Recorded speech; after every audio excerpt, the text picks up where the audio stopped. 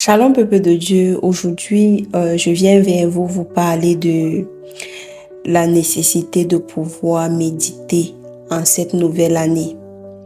C'est vrai que nous chrétiens, nous avons vraiment du mal à méditer la parole de Dieu. Et c'est un exercice pas facile à pratiquer parce qu'il y a des forteresses tout autour qui nous empêchent d'entrer dans la parole de Dieu, puisque dans la parole de Dieu se trouvent toutes nos promesses, se trouvent toutes nos prophéties.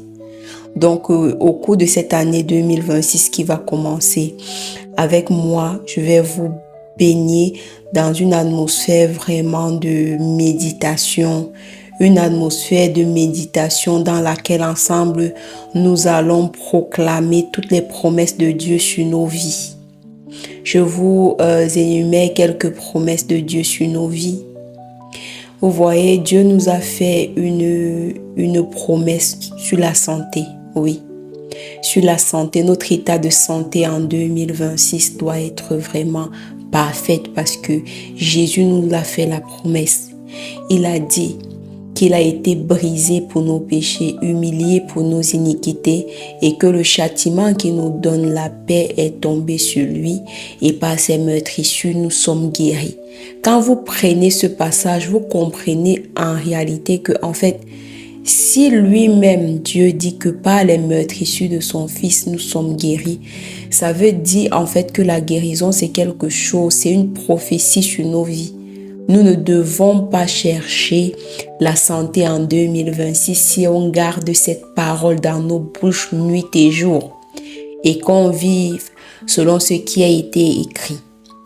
Donc, quand je vous donne un petit exemple sur la guérison, je peux vous prendre aussi un exemple sur la prospérité. L'Éternel dit dans le Psaume 1, verset 4, que nous sommes semblables à des arbres plantés au bord d'un cours d'eau, dont le feuillage ne s'assèche jamais et qui porte du fruit à sa saison.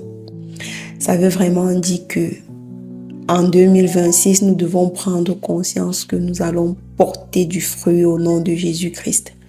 Je porte du fruit en 2026 au nom de Jésus-Christ. Je porte du fruit.